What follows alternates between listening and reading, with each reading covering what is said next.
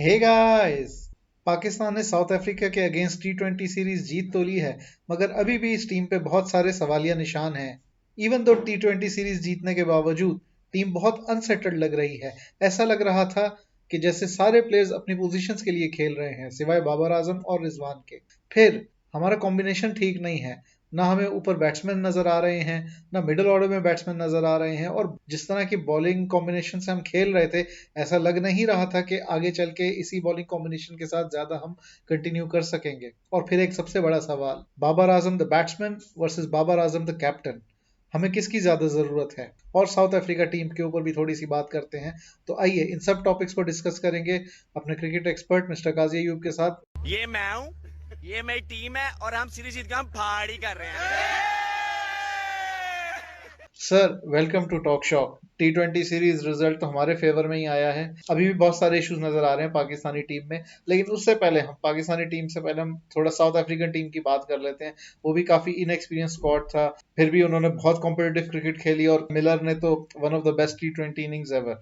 Please sir, south Africa का थोड़ा discuss करें, फिर आते हैं पाकिस्तान की टीम। वाकई साउथ अफ्रीका ने इनके एज एज अ टीम मैं कहूँगा, इसलिए कहूंगा कि वो जाहिर बात है, जो 11 खिलाड़ी होते हैं वो टीम में ही शामिल होते हैं। किसी जी। एक की एक्स्ट्राऑर्डिनरी बैटिंग भी टीम के ही खत्म जाती है।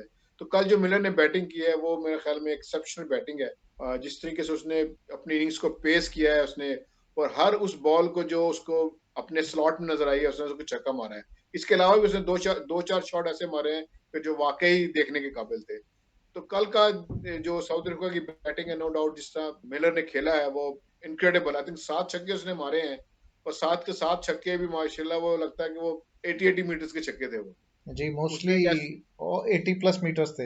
एक ऐसी इनिंग्स जो कि साउथ अफ्रीका की, मैं लग रहा था शायद कि 90 और 100 के अंदर आउट हो जाएंगे, वो एक ऐसे टोटल पे उसने पहुंचा दिया कि जहां से पाकिस्तान टीम हारते हारते बच गई, मैं ये कहूंगा। लेकिन नो डाउट डेविड मिलर की बैटिंग शानदार बैटिंग, उसने बहुत अच्छी बैटिंग की। उसने एक प्रोफेशनल होने के नाते उसने जिस तरीके से टीम को जरूरत थी उसने जो बैटिंग की है वो बहुत अच्छी बैटिंग की। अच्छा, कंसिडरिंग कि साउथ अफ्रीका के कुछ एक्सपीरियंस प्लेयर्स अवेलेबल नहीं थे सीरीज के लिए, तो ओवरऑल टीम जो खेली है, जो उनका स्क्वाड था, ओवरऑल आपको कैसा लगा? देखिए, वही मैंने कहा था ना कि साउथ अफ्रीका की बैटिंग में कुछ, ऑल्दो ये जो T20 में खेले हैं 2-4 प्लेयर पावर हिटर लगे हैं, लेकिन वो बदकिस्मती से ऐसे मौके पे उनकी बैटिंग आई है कि जिस वक्त हमारे जो स्पिनर है ना वो पीक पे आ गए थे वो। और जैसे जाहिद ने बॉलिंग की है या उस्मान कादर ने बॉलिंग की है, तो उनको समझ नहीं आया कि स्पिन को टैकल कैसे करना है। उसमें वो उनके बैट्समैन जो है अपने विकेट जो है वो गवा बैठे हैं। अदरवाइज नो डाउट उनके बैट्समैन ऐसे हैं कि जो बड़ी हिट मारने में महारत रखते हैं, और उन्होंने एक तो छक्के भी ऐसे लंबे लंबे छक्के मारे जो वाकई लग रहा था कि वो बिग हिटिंग कर सकते हैं। लेकिन एंड ऑफ द डे जिस तरह स्पिनर्स ने बॉलिंग की है, और दैट वाज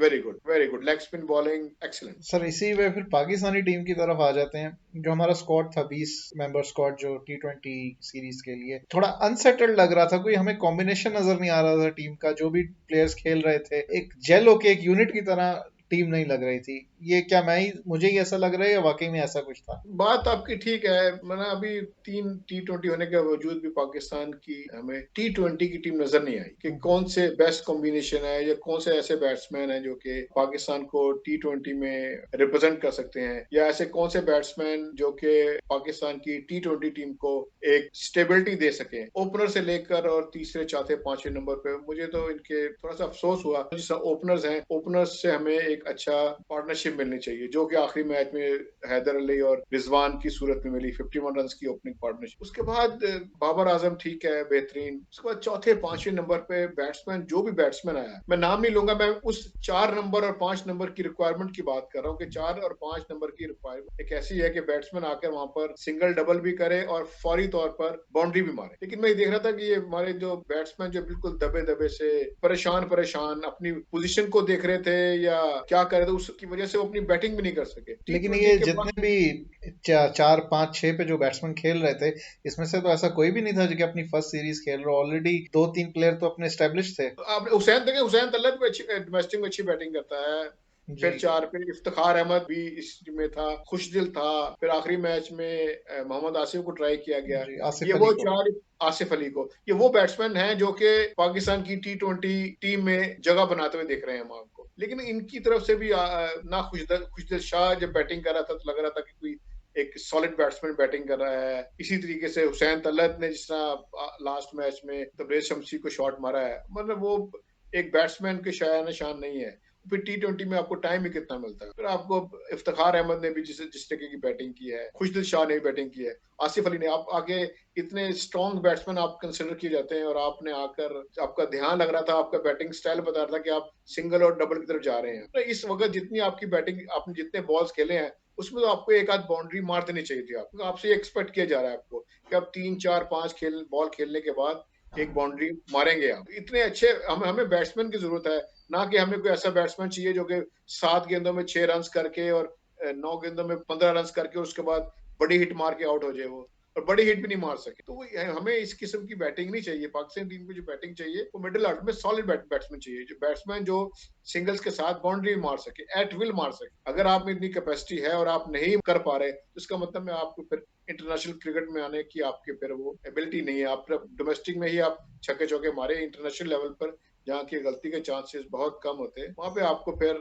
बहुत मुश्किल आपको सरवाइव करना। तो ये हमें बैटिंग में देखना पड़ेगा, हमें ऐसे बैट्समैन देखने पड़ेंगे जो कि रन्स कर सके। हमें, मेरे अपने ख्याल में पाकिस्तान की टीम में लास्ट मैच में भी सिवाय 2 बैट्समैन के, हैदर अली और बाबर आजम के अलावा प्योर बैट्समैन कोई भी नहीं था। रिजवान विकेट कीपर बैट्समैन है। हुसैन तलत को मेरे ख्याल में, जिस तरह मैंने मिकी आर्थर के जमाने में देखा, तो उसे बैटिंग ऑलराउंडर की तरह था। It doesn't looks like a complete batsman. फिर आप आ जाइए आप आसिफ अली की तरफ, इफ्तिखार अहमद बॉलिंग करता है, ऑलराउंडर के तौर पे गिनवाना चाहता है। खुशदिल शाह है, बैट्समैन है, लेकिन वो क्रीज में आके उन्होंने वो बैटिंग वाली बात बिल्कुल दिखाई नहीं कि जिसमें आप रिलाई कर सकेंगे ये बैट्समैन है, सिंगल भी करेगा और वक्त आने पे बाउंड्री भी मारेगा। तो मुझे बैटिंग में स्टिल मुझे काफी कंसर्न है कि हमारी जो स्लॉट के ऊपर वो बैट्समैन अपने आप को प्रूव नहीं कर पा रहे। सर, जो इंटरनेशनल टीम होती है किसी भी कंट्री की, no matter which sport you are representing, it is considered the cream of your talent that is available in your country. अगर पाकिस्तानी क्रिकेट टीम, चलें सिर्फ T20 स्क्वाड की बात कर लें, अगर इंटरनेशनल में अभी ऐसे हमारे प्लेयर्स आ रहे हैं तो पीछे मतलब क्या और कोई प्लेयर है ही नहीं? ये जो है वो इतनी लो क्वालिटी के हैं कि वो हम उन्हें किसी भी लेवल पे कंसिडर ना करें। बिल्कुल सही कहा आपने। जिस तरह हमने टेस्ट में या हमने चीफ सिलेक्टर किया, दूसरों की तारीफ किया कि इन्होंने बड़ी अच्छी टीम सेलेक्ट की, अच्छे लड़के सेलेक्ट किए इन्होंने,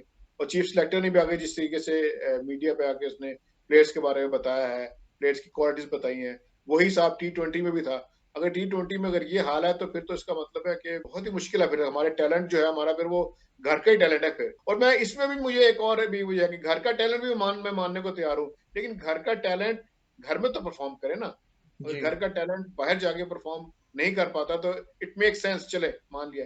एक घर का टैलेंट तो घर में तो परफॉर्म करे ना। वो ऐसे तो नहीं हो सकता ना कि आप डोमेस्टिक में किए जाए, जहां पे आपको इंटरनेशनल लेवल के ऊपर कंपटीशन में आ जाए, वहां पे आप रन नहीं कर सके। मैंने पहले भी कहा था, आप इंटरनेशनल लेवल पे हैं, आपको परफॉर्म करना ही करना है। आप इसमें कोई दो राय नहीं हो सकती कि आपको 17 मैच दिए जाए और आप 2 परफॉर्म करें। इसमें तो इतना कंपटीशन होता है कि आपको जितने मैच दिए गए आप उसमें आपने परफॉर्म करना ही करना है। ये बड़ी अफसोस की बात है। मुझे बैटिंग में पाकिस्तान की मुझे कोई डेप्थ नजर नहीं आई। बॉलिंग में फिर भी नजर आती है कि बॉलिंग में फिर भी चले, शाहीन अफरीदी है, हसन अली है, फहीम अशरफ है, अभी अमाद वसीम इंजर्ड है, शादाब इंजर्ड है, आपके पास नवाज ने 1-2 मैच में अच्छी बॉलिंग की है, आपके पास बॉलिंग है, आप बॉलिंग कॉम्बिनेशन को आप इंप्रूव कर सकते हैं, आपके पास क्वालिटी बॉलर हैं आपके पास। ठीक है, बॉलर कभी कभार पिट जाते हैं, लेकिन आप फिर भी बॉलिंग में मेरे ख्याल में पाकिस्तान को इतना मुश्किल नहीं आएगा। पाकिस्तान एक राइट कॉम्बिनेशन किसी ना किसी वक्त तो मुराद है कि जैसे ही सारे प्लेयर होंगे तो आपके पास एक बड़ी अच्छी पिक्चर आ जाएगी जब आपका सारे फिट प्लेयर होंगे कि आपकी T20 की टीम बनाने में। लेकिन फिर वही बात, बैटिंग का क्या करेंगे आप? बैटिंग बहुत इंपॉर्टेंट है। जब तक आप रन नहीं करेंगे, रीजनेबल रन नहीं करेंगे, बॉलिंग कैसे आपको डिफेंड करे? बैटिंग की बहुत सख्त जरूरत है पाकिस्तान को, अच्छे बैट्समैन की बहुत जरूरत है जो कि इंटरनेशनल लेवल पर आके परफॉर्म करें आप। और फिर मुझे एक बात समझ में नहीं आती, हमारे जो बैट्समैन बैटिंग करने जा रहे हैं तो उनके इतने परेशान क्यों होते हैं? किस किस्म की, अपने टैलेंट से क्या वो सेटिस्फाई नहीं है, या मुखालिफ टीम से वो इतना डर लगता है उनको, या फिर अपने आप से डरते हैं वो, या अपने माहौल से डरते हैं वो? तो किसी के चेहरे पे कोई मुस्कुराहट नहीं, कोई कॉन्फिडेंस नहीं, अजीब सा कभी कभी सूरत लगती है कि ये कैसे बैट्समैन है जो कि। और फिर जब आप बैट्समैन है और आप कहते हैं कि आप बैटिंग करना जानते हैं, तो फिर आप करके दिखाइए ना। फिर आप एक्सक्यूजेस की तरफ नहीं जाना। इंटरनेशनल लेवल के ऊपर कोई एक्सक्यूज नहीं होता। मिलर ने देखें, मिलर ने कैसी बैटिंग की है, ही इज अ बैट्समैन। उसमें आप दूसरों को नहीं क्रिटिसाइज कर सकते हैं, आप अपने आप ही को देखें कैसा है कैसा नहीं। अभी आप देखें हैदर अली को देखें, अगर आप हैदर अली को, पाकिस्तान ने पहले 2 मैच में 1 रन करवाया, तीसरे T20 है पाकिस्तान ने इसको ओपन कराई। ओपन कराने में साथ ही अब देखें उसने आते साथ ही एक मुंह उठा के शॉट मार दिया। हाँ ठीक जी। है, वो या तो सिंगल या दुक्का हो गया वो, लेकिन ये सोच क्या है इनकी? आप इंटरनेशनल लेवल पे इतने हाई लेवल पे आपको चांस मिला हुआ है और आपने पहले ही आके इररिस्पॉन्सिबल शॉट मार दिया। नहीं, ये कैसे? ऐसे तो नहीं होगा ना। आपको हैदर अली को इतना चांस दिया, हैदर अली को रन तो करने पड़ेंगे ना। लेकिन हैदर अली आपको के बारे में अगर बात करें स्पेसिफिकली, जस्ट छोटी सी अगर बात करें, तो आपको हैदर अली का मेन इशू क्या नजर आता है? क्या उनका टेम्परामेंटल इशू है, टेक्निकल इश्यूज हैं, या क्या है, या वो खुद अभी तक अनसेटल्ड हैं? मेरे ख्याल में वो ये तीनों चीजें अगर मैं मिला दूं तो शायद वो अनसेटल्ड भी हैं, रश ऑफ ब्लड भी है उनके पास, तो जिसकी वजह से वो फिर एडजस्ट नहीं कर पाते कि किस टाइम मैंने क्या करना है। आप पहली बॉल पे अगर आपके छक्का मार दें तो मैं समझ सकता हूँ कि अगर आपके रेडार में अगर बॉल मिल गया आपको और जी। आपने उसको पहले ही बॉल पे छक्का मार दिया तो आई कैन अंडरस्टैंड। लेकिन अगर आप समझते हैं कि पहला बॉल आपके रेडार में आ गया और आपने शॉट मारा छक्का और वो नहीं लगा, तो इसका क्या मतलब है? इसका मतलब है कि आपकी सिलेक्शन गलत ही हो। इसका मतलब तो राइट। इस चीज पे आपको काम करना पड़ेगा ना। आपने आपको पहले दूसरे ही बॉल पे अगर आपने आगे एग्रेसिव शॉट खेल दिया और वो भी ऐसा एग्रेसिव शॉट जो कि बाद में लगा कि नहीं खेलना चाहिए था, तो इस चीज को तो जवाबदेह आप ही है ना। और फिर आप उसके अलावा 2 मरतबा एक ही तरीके से आप आउट हो गए। जी। जब आपको पता है इतने हाई हाई लेवल मैच में खेल रहे हैं आपको, तो आपको उस शॉट को सोचना चाहिए ना आपको। वो कोई ऐसी पोजीशन तो नहीं है कि आपको कहीं से आपको पता ही नहीं था कि वहाँ पे फील्डर नहीं है और आपने उसको शॉट खेल दिया। ये ऑल्दो आई कैन एग्री कि ये इंस्टेंट शॉट होते हैं जब गेंद आता है, लेकिन एंड ऑफ द डे अपनी शॉट को चेक करना तो वो बैट्समैन का काम है ना। फिर जब आप आउट हो जाए तो फिर तो नहीं करते आप, फिर आप कहते हो यार ये मैंने क्या कर दिया। तो that doesn't make any sense. चिड़िया हाथ से निकल गई है, अब तो आप कुछ नहीं कर सकते। आप तो ये इस किस्म के शॉट्स अगर ये कोचिज के साथ मिलकर डेफिनेटली कोच इनको जरूर बताते होंगे हैदर अली को कि जो सिलेक्शन ऑफ द बॉल आपने बहुत अच्छी करनी है। आपने आपने किस बॉल को चूज करना है। डेफिनेटली जो हमारे बैटिंग कोच हैं जो उनको कभी मना नहीं करते होंगे कि आप अपने शॉट नहीं खेलें, उनको जरूर करेज करते होंगे कि आप अपना शॉट खेलें, लेकिन सिलेक्शन के टाइम उसको इम्प्रूवमेंट के लिए जरूर कहते होंगे। वो अब वो इम्प्रूवमेंट तो फिर बैट्समैन ने क्रीज के अंदर जाके करनी है ना। बेसिकली वो इम्प्रूवमेंट तो प्लेयर का अपना काम है कि वो अपने आप को कितना इम्प्रूव कर सकते हैं। कोचेज आफ्टर ऑल सिर्फ बता सकते हैं, सिखा सकते हैं और दिखा सकते हैं। कुछ शॉट इंस्टेंट होते हैं जो कि आप जाते हैं आप खेल देते हैं आपको, लेकिन रिस्पॉन्सिबल तो एंड ऑफ द डे आप ही है ना। तो हैदर अली को इस चीज को बहुत एहतियात से देना पड़ेगा, क्योंकि फिर टाइम नहीं है अब आपके पास। इतने आप मैचेस नहीं आपको मिलेंगे कि आप हर मैच में ट्राई करते रहे, आप पे देखते रहे कि अभी अभी करेगा अभी करेगा। ये बहुत मुश्किल काम है। आप पाकिस्तान को वैसे ही एक बैट्समैन की सख्त जरूरत है आपको मिडिल ऑर्डर में और एक ओपनर में, तो आपको अपनी प्लेस बनाने के लिए आपको रन्स करने पड़ेंगे। और बॉलिंग भी, क्योंकि ऑफ कोर्स टीम सेटल नहीं है तो, और बैट्समैन की कमी है, तो इस वजह से आई बिलीव कुछ ऐसे बॉलर्स खिलाए जा रहे हैं या कुछ ऐसे बैट्समैन खिलाए जा रहे हैं जो थोड़ी बहुत बॉलिंग भी कर लेते हैं। उसकी वजह से ओवरऑल स्क्वाड का जो आउटलुक है वो अनसेटल्ड नजर आ रहा है। और बॉलिंग में भी हमें इश्यूज इतने नजर नहीं आए क्योंकि टॉप ऑर्डर जल्दी आउट हो गया था, लेकिन ओवरऑल सीरीज देखी जाए तो बॉलिंग यूनिट भी एक तरह से थोड़ा अनसेटल्ड था। बिल्कुल बिल्कुल, आपने देखा ना इसमें पाकिस्तान ने उस्मान कादर को ट्राई किया। उस्मान कादर ने पहले मैच में कुछ गेंदें इतनी जबरदस्त की हैं कि वो विकेट टेकिंग डिलीवरीज थी, राइट। जिसकी वजह से उसने उन पर प्रेशर डाला और विकेट भी मिल ले लिए। लेकिन अगर ओवरऑल पैकेज देखें आप, तो अभी इन बॉलर्स को इंप्रूवमेंट की जरूरत है। पहले मैच में भी, दूसरे में भी, तीसरे मैच में भी। तीसरे मैच में जाहिद को चांस दिया गया, बहुत अच्छी बात है। जी। जिस तरह जाहिद ने बॉलिंग की, जाहिद अच्छी बॉलिंग की है, लेकिन फिर वही बात आ गई, क्या वो एक मैच में बॉलिंग अच्छी कर दी या उन्होंने कंसिस्टेंट बेसिस पे करेंगे? वो इस चीज को भी देखने की सख्त जरूरत है। जाहिद ने शुरू में जो लेग स्पिन बॉलिंग की है, विकेट टू विकेट बॉलिंग, एक मैच में एक मोमेंटम आता है, जिस मोमेंटम में जो उसने बॉल किए हैं उस राइट। टीम को उस मोमेंटम में लेकर बैठ गया। राइट, एक जो फ्लो बना, एक रिदम आया, उसमें वो अगली टीम के आउट करते गए। बिल्कुल बिल्कुल बिल्कुल। अब देखें ना, 7वां ओवर जाहिद ने किया और आते साथ ही उसने 2 आउट कर दिया। इवन तीसरा भी आउट हो गया था, वो ठीक है, इट वाज नॉट इनके वो नहीं था, लेकिन जी। एक रिदम बना। उसने उस टाइम उसके सामने कौन से बैट्समैन थे वो उसको पहली मर्तबा देख रहे थे, उसने उनको एकदम इनके ना छा गया उनके ऊपर, वो रिदम में बना के।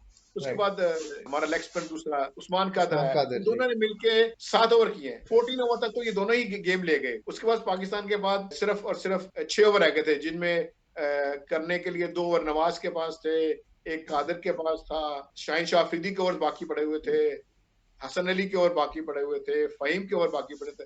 तो ऐसे मौके पे कप्तान के लिए बड़ा मुश्किल होता है कि वो किस बॉलर से बॉलिंग करवाए। और उस वक्त उन्होंने फिर फास्ट बॉलिंग से करवाने की किया, क्योंकि उस वक्त तक जो डेविड मिलर है वो अपनी फॉर्म में आ चुका था। और आप जी। देखें इतनी अच्छी बॉलिंग के बावजूद भी जाहिद को उसने आखिरी 4th ओवर में अच्छी खासी पिटाई की, 2 लंबे लंबे छक्के मार दी। मुझे उस टाइम लगा कि शायद जाहिद ने विकेट बाय करने की कोशिश की है और जिसके गेंद ओवर पिच हो गए, क्योंकि उसने ओके। उसकी पहले बॉलिंग अच्छी हुई थी। हार्डली 13 रन 3-4 14 ऐसे थे, ऐसे रन थे, बहुत कम रन पड़े हुए थे। तो उस टाइम वहां से जो उसने स्टार्ट किया अपना, तो फिर आखिर में फिर वो हसन अली को भी छक्के पड़ गए और रईसी कसर आखिर में भाई मशरफ को 25 रन पड़ गए। ऐसे मौके पे स्पिनर को काफी लोगों ने ये भी बात किया है कि एक ओवर उस्मान कादर का, 2 नवाज के बॉल पड़े हुए थे। देखिए ये कैप्टन जब ग्राउंड के अंदर था वो बेटर जज कर रहा था कि मैंने किसको गेंद कराने हैं। उस टाइम उसने जो बेहतरीन समझा उसने उसके मुताबिक गेंद करवाए। अगर देखा जाए तो फास्ट बॉलर अगर हसन अली को छक्का ना पड़े और आखिरी ओवर में 25 रन उसको ना हो तो वो शायद 140 तक ही कर पाते वो, लेकिन उसकी एक्स्ट्रा ऑर्डिनरी बैटिंग की वजह से 164 रन हो गए।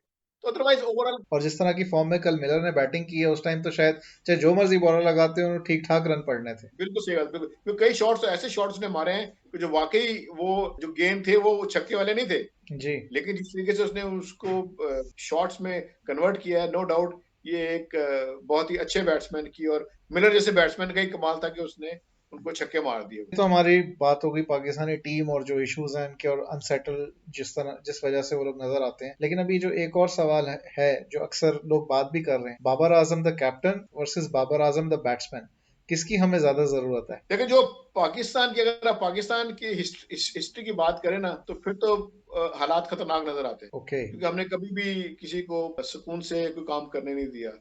हम जब भी कोई कैप्टन बनाया तो सब उसके खिलाफ होने शुरू हो जाते हैं, चाहे वो 5 मैच की सीरीज में एक भी मैच हार जाए तो उसके जी खिलाफ शुरू हो जाते हैं। हम लोग सपोर्ट नहीं करते, हम लोग जब हमारा कप्तान या हमारी टीम हार जाए तो हम उस पर इतना क्रिटिसाइज करते हैं कि वो बस। अगर आपको याद होगा ये वही साउथ अफ्रीका की टीम है जिसका एक 25 साल कप्तान बना था, जिसका अभी हार्डली कुछ 2-3 मैच खेले थे उसने और उसको कप्तान बना दिया गया था और जी उसको उसको साउथ अफ्रीका ने सपोर्ट किया और वो साउथ अफ्रीका के सक्सेसफुल कैप्टन में से शुमार होता है और वो अभी आजकल वो साउथ अफ्रीका के क्रिकेट का इंचार्ज भी है।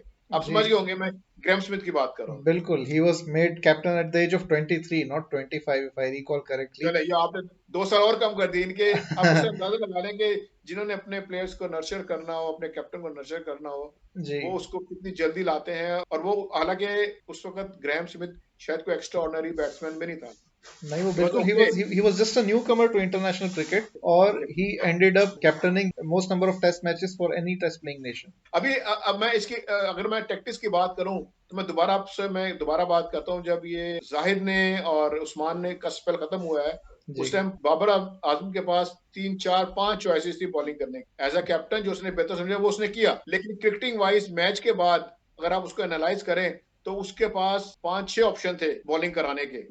जी लेकिन उस टाइम जो उसकी सिक्स ने कहा, उसके जो दिमाग ने कहा गेम किस तरफ चल रहा है, उसने शाहीन से, हसन अली से, उससे गेंद करवाए, फहीम से, which is okay I think. Right लेकिन आप क्रिटिसाइज बहुत आसानी से कर सकते हैं। अभी एक ओवर उस्मान कादर का था, अभी 2 ओवर हसन के, 2 ओवर उसके नवाज के नवाज के थे। एक को 13 स्कोर हुआ हुआ था, दूसरे को 14 स्कोर हुआ था। आपने जी देखे बॉलिंग नहीं कराई आपने आपने उसको बॉलिंग करा दी और जिनको बॉलिंग कराई है वो भी किसी से कम नहीं है। जी हालांकि second last over Shaheen Shaheen Afridi का अफरीदी ने 5 रन शायद पड़े, शायद राइट 5 रन पड़े थे जी 5 रन पड़े। देखे ना इसमें कितना फर्क पड़ता है। वो एक आखिरी ओवर में उसने जो पिटाई कर दी 25 रन से, तो वो गेम कहां से कहां ले गए। और जी ये क्रिकेट में हो जाता है, ऐसी बात नहीं है कि नहीं हो सकता। जो उसने इनिंग्स खेली है मिलर ने डेविड मिलर ने, आप क्या समझते हैं कि वो ऐसी इनिंग्स बार बार खेलता है? नहीं, ये उसकी आई थिंक लाइफ की one of the best innings होगी। ये इस किस्म की इनिंग्स है, आपको रिस्पेक्ट करनी चाहिए। उस मोमेंट पे जो उसने बैटिंग की है, जो उसकी टाइमिंग है, आपको रिस्पेक्ट करनी चाहिए। हमारे बॉलर्स ने बॉलिंग इतनी बुरी नहीं की, लेकिन बहरहाल क्रिकेट है, वो खेलने आए, वो बैटिंग करने आए हैं, हम बॉलिंग करने आए हैं। उस मोमेंट पे कितना 15 20 मिनट 25 मिनट उसमें वो छा गया तो वो ठीक है। आपको रिस्पेक्ट करनी चाहिए, राइट आपको अपने प्लेयर्स को सपोर्ट करनी चाहिए, अपने अपने कप्तान को सपोर्ट करनी चाहिए। फिर एक ऐसा नया कप्तान जो कि अभी नई कैप्टनशिप कर रहा है और मुश्किल हालात में कर रहा है, आपको सपोर्ट करनी चाहिए। नहीं ये तो हो गई इनकी कैप्टनसी, वो तो ऑफ कोर्स जैसे जैसे एक्सपीरियंस गेन करेंगे वो इम्प्रूव हो जाएगी चाहे जैसी भी है अभी। लेकिन एज अ बैट्समैन जो बाबर आजम एक बैट्समैन था प्रायर टू कैप्टनसी, वो एक बहुत ही फोकस बैट्समैन था। क्या कैप्टनशिप की वजह से उनका थोड़ा फोकस लूज हो जाएगा? वैसे अब हो सकता है। अभी देखें, अभी जो रिसेंटली इसकी जो एक फ्लॉस सामने आया कि वो इन स्विंग इनकमिंग डिलीवरीज पे थोड़ा सा वो नजर आया कि शायद वो उनकी कोई थोड़ी सी वीकनेस है वीकनेस जी नजर आ रही है, या उनका फीट मूवमेंट उनका जो उतना परफेक्ट नहीं आ रहा जितना कि वो पहले आता था। अभी सीरीज में भी 2 मरतबा, वो टेस्ट में भी एक ही स्टाइल से महाराज से वो इनकमिंग डिलीवरीज पे वो लेग ओवर हो गए। फिर राइट। उसके बाद अगर आप ये देखें मेरे से 2 मरतबा in swing, by the way जो आखिरी बॉल जो बोल्ड हुआ है वो it was a very good delivery, जी, इन लास्ट कटर टी था वो, ट्वेंटी में जी। लास्ट T20 में एग्जैक्टली। आप अगर बहुत बाबर शार्प इन की कटिंग बॉल थी जी। एग्जैक्ट अगर बाबर की थोड़ी सी गलती थी तो उसकी बॉलिंग बहुत, उसका वो बॉल बहुत शानदार बॉल था। अगर मैं ये कहूँ कि वो विकेट डिजर्व करता था तो वो बुरा नहीं होगा इनके। तो इस किस्म की चीजें होती हैं। हाँ, it is too early to say, लेकिन आपकी बात मैं मान सकता हूँ कि पाकिस्तान के अंदर ये इफेक्ट हो सकता है, उसलिए कि सपोर्ट नहीं होती, क्रिटिसाइज बहुत ज्यादा होता है। जो आपने एक फेयर डिसीजन किया हुआ होता है, एक अपने मेरिट पर डिसीजन किया हुआ होता है मैच के दौरान, और वो आपको फ्रूटफुल नहीं होता, रिवर्स बैक हो जाता है, तो आपको से लोग सपोर्ट नहीं करते, आपको लोग आपको क्रिटिसाइज करना शुरू कर देते हैं, तो आपका जो कॉन्फिडेंस लेवल है, जो आपका थिंकिंग प्रोसेस है, वो फिर डैमेज होना शुरू हो जाता है। तो ये चीजें हमारे यहाँ चूंकि बहुत ज्यादा हैं, हम लोग ग्रूम करने की बातें जरूर करते हैं, लेकिन लोग, मीडिया उसको ग्रूम होने नहीं देता। हमें परफेक्शन चाहिए, कुछ भी हो जाए बस दी बेस्ट होना चाहिए हर सूरत, जो कि पॉसिबल नहीं है इनके। पाकिस्तान टीम में पहले भी कहता हूँ, we are not the champion. On a particular day हम लोग बहुत अच्छा खेलते हैं, हमारे प्लेयर्स बहुत अच्छा बैटिंग करते हैं, बॉलिंग करते हैं, लेकिन ऑन अ कंसिस्टेंटली बेसिस हमारे लिए अभी टाइम बहुत दूर है। हमें बहुत सख्त मेहनत की जरूरत है। ये हम जब तक ग्रास रूट लेवल के ऊपर हम लोग नहीं करेंगे, हमें कम से कम 5-6 साल चाहिए हमें। अगर हम आज सिंसियर होके हम लोग अगर करें, एक कैप्टनशिप को एक बनाने की कोशिश करें, प्लेयर्स बनाने की कोशिश करें, फिर ही कहीं जाके चांसेस हैं। So, sir, finally, before we end our show, just quickly, going forward for the next 2-3 series after PSL, आप इस टीम को कैसा देख रहे हैं? हमें सबसे बड़ा तो हमें हमारी शुरुआत ही सही ठीक नहीं होती। हमारे ओपनर्स ही इनके ना हमें स्टार्ट दे पाते। सबसे बड़ा तो हमें जो हमारी टीम का जो, अगर मेरा ख्याल में अगर हमारी टीम के हमें प्रॉपर ओपनर्स मिल जाएं जो कि कंसिस्टेंटली बेसिस के ऊपर अच्छा परफॉर्म करें, मैं नहीं कहता कि 6 ओवर में 70 स्कोर कर दे विदाउट एनी, हमें जी कंसिस्टेंटली बेसिस पे 6 ओवर में 45, 50, 51 विदाउट एनी लॉस में, जो ऑन कंसिस्टेंट बेसिस पे, जी और फिर मिडिल ऑर्डर पे थोड़ा सा जरा कम प्रेशर हो, तो मेरा ख्याल में हम लोग काफी इंप्रूव कर सकते हैं हम लोग। लेकिन हमें 2 बैट्समैन की बहुत सख्त जरूरत है। हमें 2 स्लॉट पे, एक तो ओपनिंग स्लॉट के ऊपर जी और एक मिडिल ऑर्डर में। मिडिल ऑर्डर में हमें लाजिम हमें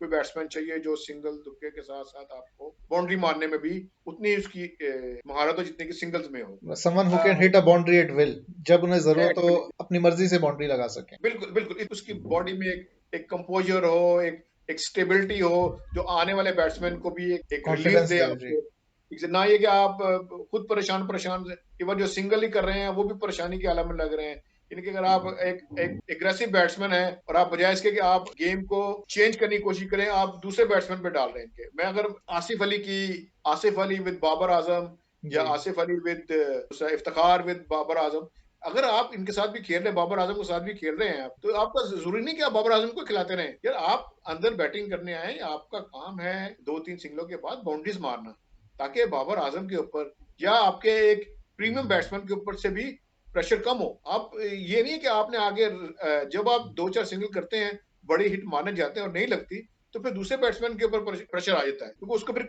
ओवर के किसी ना किसी हिस्से में एक अनड्यू रिस्क लेना पड़ता है। अनड्यू रिस्क की वजह से फिर खतरा बहुत हो जाता है। इसीलिए जो भी हमारे बैट्समैन 4-5-6 पे आते हैं, वो आते साथ ही फौरी तौर पर तो नहीं कहूंगा मैं, पर थोड़ा सा सेटल हो गए। T20 में 3-4-5 बॉल खेलने के बाद आपको आइडिया हो जाता है, और आपको आइडिया हो जाना चाहिए। आप इस लेवल पे खेल रहे, इस नंबर पे खेल रहे हैं, आपको आइडिया हो जाना चाहिए कि हमारे में सबसे बड़ी मुश्किल ये है कि हम, हमारे बैट्समैन जब सेट होने आते हैं, तो वे, मैंने एक बात मान ली कि जी आपने सिंगल दुक्का किया, आपने ये, मैं अपना आई सेट कर लूं फिर मैं मारूंगा, लेकिन जब राइट। मारने की बारी आती है तो आप जाके पवेलियन में जाके बैठ जाते हैं। वो परेशानी फिर आने वाले बैट्समैन को हो जाती है। तो वो तो नहीं चलेगा ना। आपने, अगर आपने इतनी कॉन्फिडेंस है आप में चौथे, पांचवें, छठे बैट्समैन के ऊपर कि आप कुछ थोड़ी सी सिंगल ज्यादा करने के बाद आप मार सकते हैं, फिर बड़ी हिट मारी है, फिर आप उसमें, मैं किसी का नाम लिए बगैर करूंगा, जो भी इन नंबर पे खेलेगा उसको आके इस नंबर पे रन्स करने ही करने। पहली बात तो ये कि T20 में 4 या 5 बैट्समैन बहुत हैं। जब ये रन्स करेंगे तब जाके पाकिस्तान टीम या कोई भी टीम मैच में बड़ा स्कोर करेगी।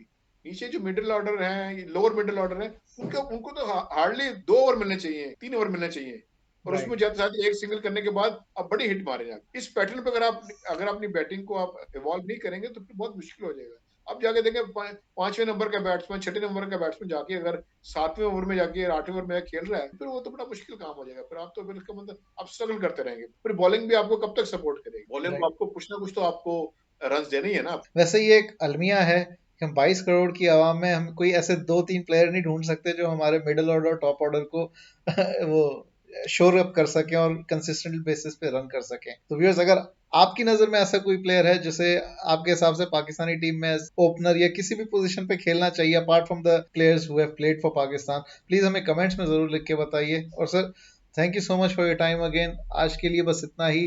उम्मीद है आपसे हम अगली वीडियो में जल्द मिलेंगे। तब तक के लिए अपना ख्याल रखिए और हाँ, हमारे चैनल्स को सब्सक्राइब करें और हमारी वीडियोस को जितना हो सकता है शेयर करें। तब तक के लिए टेक केयर एंड अल्लाह हाफिज़।